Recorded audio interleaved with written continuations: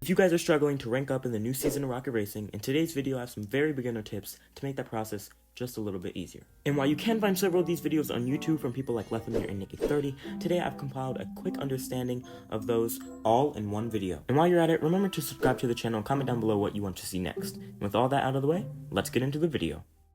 One of the most easy and beginner tips I can provide for you guys is knowing how to rocket drift. Now I know it's extremely basic, but I still see people unable to perform it and it kind of bugs me. It's basically a more horizontal drift to your car and helps you improve around sharp turns, and it's really overall a more improved version of the already existing drifting mechanic, which you guys can see in the gameplay. This mechanic is used mostly in races such as Anaconda and more recently with the new season, Conduit, where the races are heavily reliant on drifting, but it's used across all races too. It's very important to perfecting this mechanic as it provides the foundation for the more complicated mechanics. So following the rocket drift is something I like to call hover drifting. This action can be performed by drifting through the air, as the name suggests. But the muscle memory can be difficult to swallow at first, so let me explain how to do it and why it's useful. By drifting before you lift off the ground, it tricks the game into thinking you're still drifting in the air, so the rocket bar at the bottom continues to stay at the same percentage, but depleting your flight percentage at the same time. Remember to continue holding the drift button down as you fly or else it cancels out and your drift turbo is unavailable. This mechanic is used in maps where obstacles are common and speed is hard to maintain. The saved boost helps you maintain the turbo bar and thus helps you build up speed where it can be hard to manage. Alright, going back down to something that's very simple but extremely effective, we have chain drifting. The mechanic is very simple, so it doesn't really need much explaining, but by flicking a directional turn button the other direction and releasing and clicking the rocket drift button or bind at the same time, you can very easily complete it and use it in your next races. Now usually this is used in maps like Sidewinder where you're in those tunnels, but make sure to control it or else you will be flying in the other direction. That's not good! That's not good! That's not good!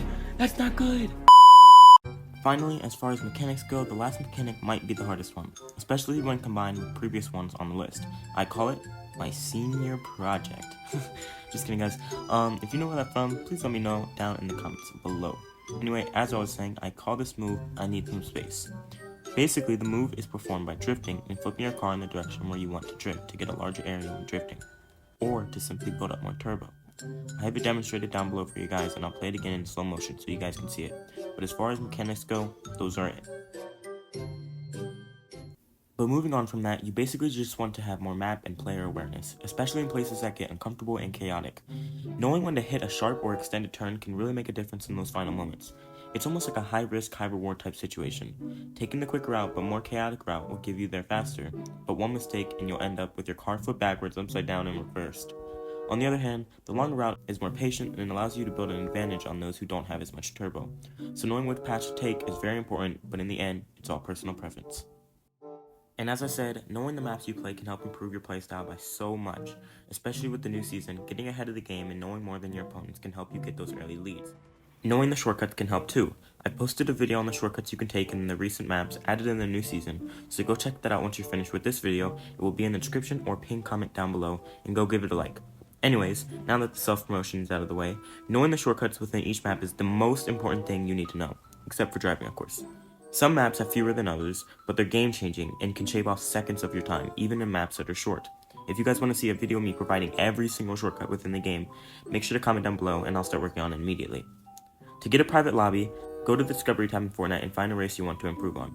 Click on it and switch to the lobby to private and load into the game. This should put you in a lobby alone and you can mess around and explore for yourself. Anyways, that is all I have for you guys in this video. If these helped you out, make sure to like the video and share it with those who are new to the game and need some early tips to fit right in.